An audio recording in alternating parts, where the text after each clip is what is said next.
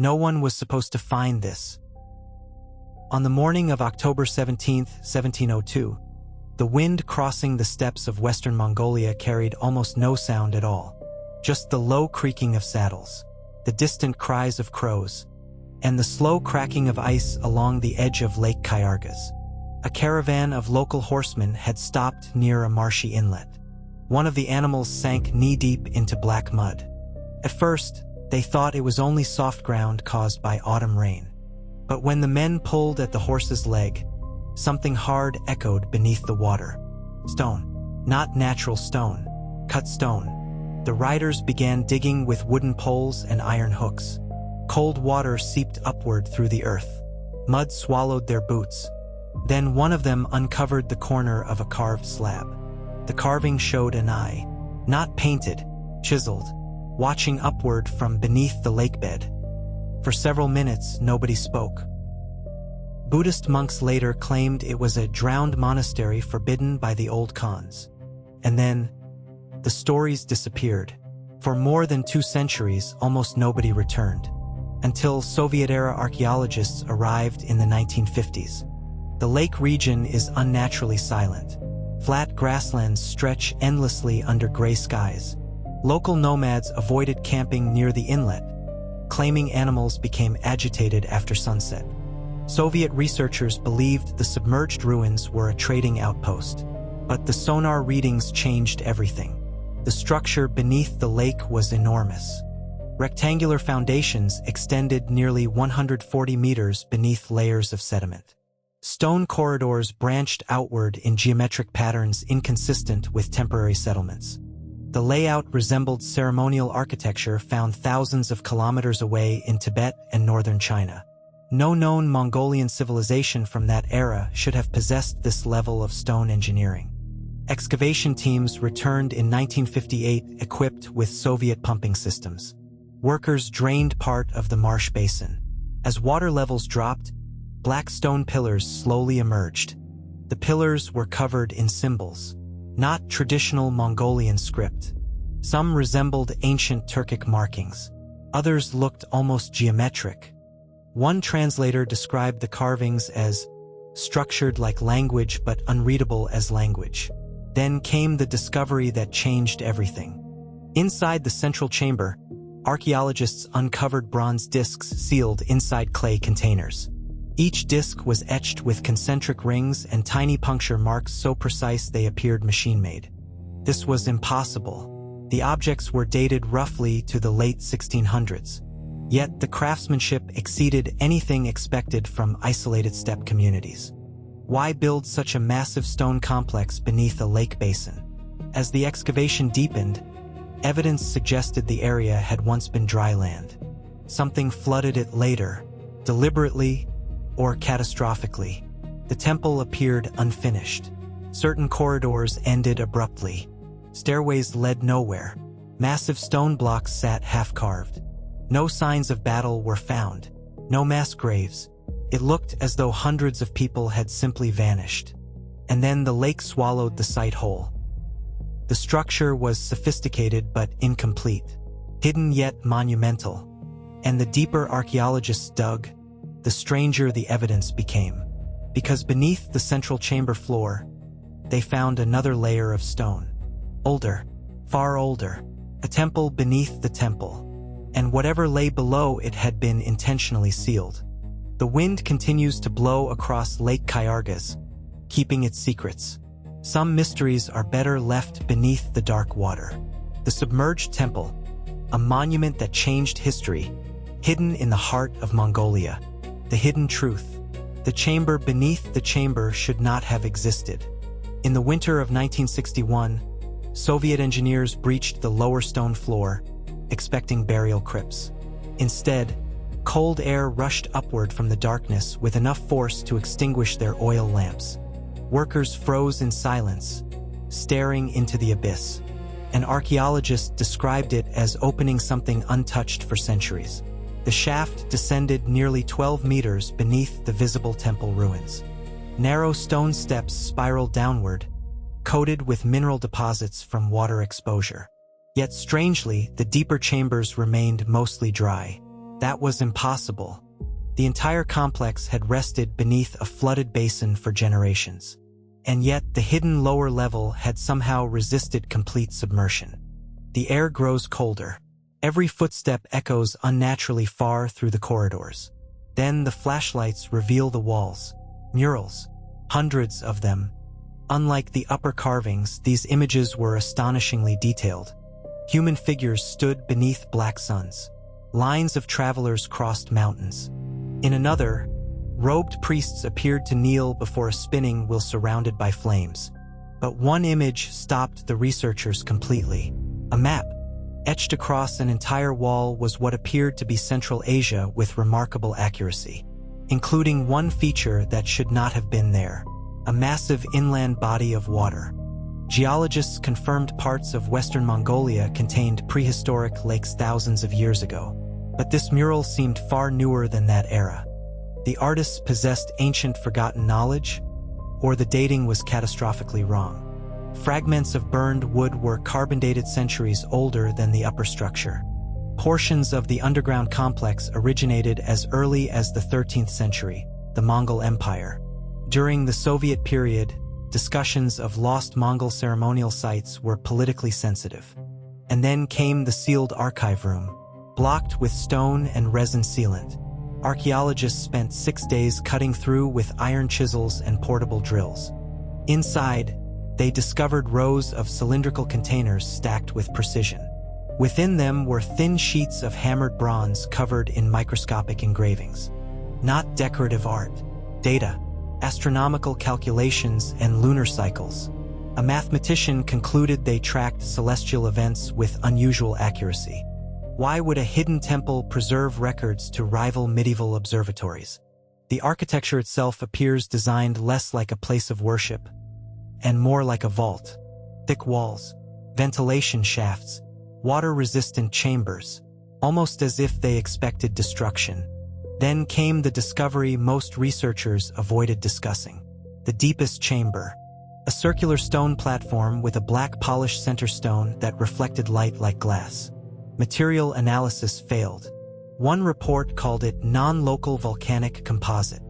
12 stone pillars angled inward with uncanny precision around the platform, as if the room itself had been constructed to measure light or track something. Several workers refused to enter after repeated equipment failures inside. Cameras malfunctioned. Compass needles drifted unpredictably. Soviet officials dismissed the incidents as superstition and poor field conditions. By 1963, access became heavily restricted. Entire architectural diagrams vanished. A senior researcher disappeared after allegedly smuggling drawings out of Mongolia. No formal explanation was ever given. Today, only fragments of the original excavation records survive. If it was merely a forgotten monastery, why was so much effort spent hiding it? What exactly were the builders trying to preserve beneath the lake? The submerged temple remains one of history's deepest shadows. Some secrets are meant to stay buried. Or are they? By the late 1970s, the submerged temple of Western Mongolia had become a quietly disputed archaeological site. Officially, it barely existed. Privately, researchers argued about it constantly. Some believed the structure was a Buddhist complex built during the fragmentation of the Mongol Empire. Others insisted the lower chambers were far older and represented an unknown ceremonial culture. But a third theory began circulating among historians, the one that made governments uncomfortable. The temple may have functioned as a repository of protected knowledge during a period of collapse. Not treasure, not religion alone, knowledge.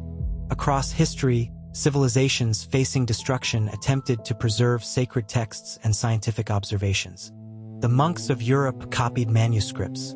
Ancient priests buried clay tablets. But this site seemed different, because the builders did not merely hide information. They submerged it, deliberately. Geological surveys in the 1980s revealed evidence of artificial water diversion channels west of the site. The channels appeared engineered to redirect seasonal floodwater toward the temple complex. That discovery changed everything. The lake may not have swallowed the structure naturally at all. The temple could have been intentionally drowned. Imagine the scale of that decision. Hundreds of laborers, stone engineering across harsh steppe terrain, entire chambers sealed beneath rising floodwater. Why go to such extremes? One explanation centered around political chaos during the 17th and early 18th centuries. In times like these, knowledge became dangerous. Astronomical records could guide armies across deserts. Maps controlled trade. Information was power. A hidden scholarly order may have attempted to preserve forbidden archives from destruction. But parts of the architecture did not resemble Buddhist design at all. The underground chambers lacked typical devotional statues. No prayer halls existed below the surface. Instead, researchers found storage corridors and measurement markings engineered with precision. One acoustic specialist noticed something unusual inside the circular chamber with the black stone platform. Whispers carried perfectly across the room. It behaved like an engineered resonance chamber. What if the site had not been primarily religious? What if it served scientific purposes? Then came the astronomical alignment theory in 1991, after Soviet records became accessible. One diagram appeared to align with specific lunar positions occurring only every 18 years. The temple builders may have been tracking celestial events with astonishing precision. Again, this should not have been possible according to accepted regional history. Nomadic empires are remembered for cavalry and conquest, not monumental underground observatories. Yet evidence kept refusing to fit the established narrative. You step deeper into the contradiction. The structure looked ceremonial. Its records looked scientific. This flooding appeared intentional, and its history had somehow vanished almost completely. Some proposed the lower chambers may predate Mongol occupation entirely. The underground complex belonged to an earlier unknown culture reused centuries later. That would explain the conflicting carbon dates, the architectural inconsistencies, even the unreadable symbols. But critics pushed back hard. Extraordinary claims required extraordinary evidence. Records remained incomplete.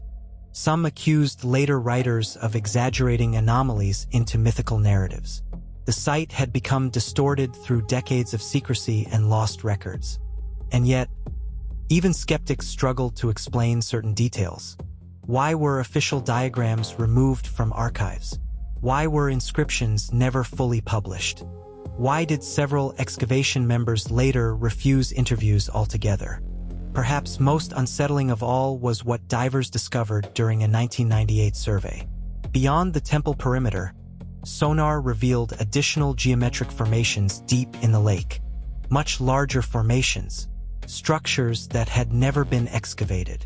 The survey ended abruptly after equipment failures and funding disputes. No major expedition returned. So today, enormous sections of the complex may still remain untouched, silent, preserved, waiting.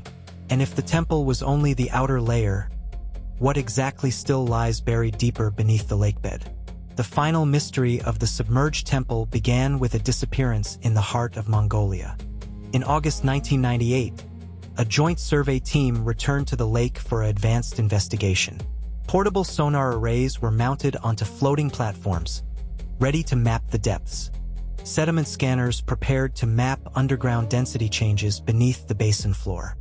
Divers prepared to descend farther than any previous expedition had ever dared. At first, everything appeared routine, just another day on the windswept steppe. Then, the sonar images came back, changing everything they thought they knew. Static hummed through old monitors as pale geometric outlines slowly emerged from the blackness. Inside the temporary research tent, the air grew heavy with a new discovery.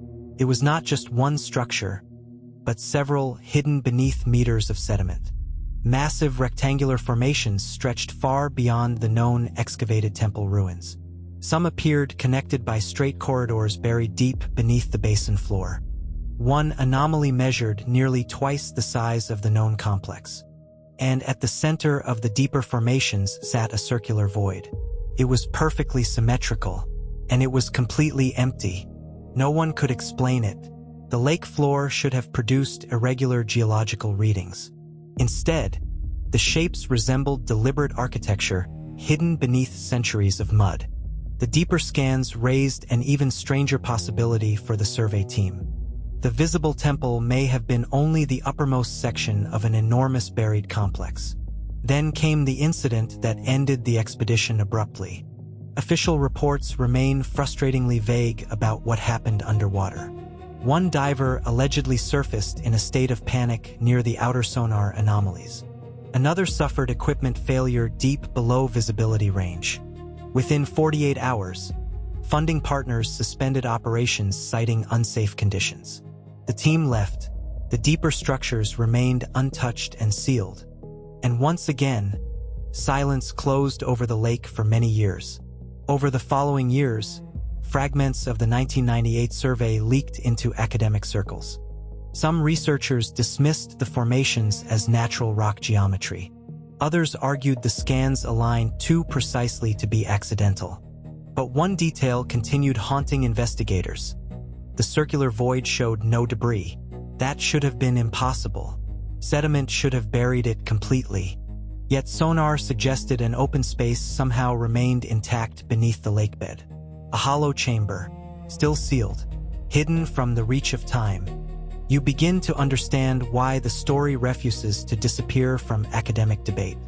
If the temple was merely religious, why construct hidden underground vaults? If it was scientific, why bury and flood it intentionally? Modern historians remain divided on the true origin of the site. Satellite imaging in the 2000s revealed faint linear patterns surrounding the lake. These patterns were consistent with ancient earthworks and human activity. Local oral traditions describe stone halls beneath black water where knowledge was hidden. And then there are the missing records from the Soviet era. Several original Soviet excavation photographs vanished after archival transfers.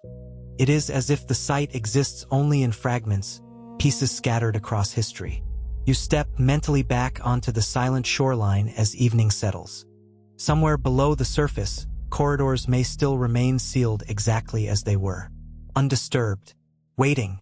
Perhaps the greatest mystery is not whether it existed. The pillars were real. The chambers were excavated. The carvings entered record. The true mystery is why so much about the site remains unresolved despite decades. Maybe the answer lies in lost archives, or maybe beneath deeper sediment layers. A place hidden not merely by stone or water, but by time itself.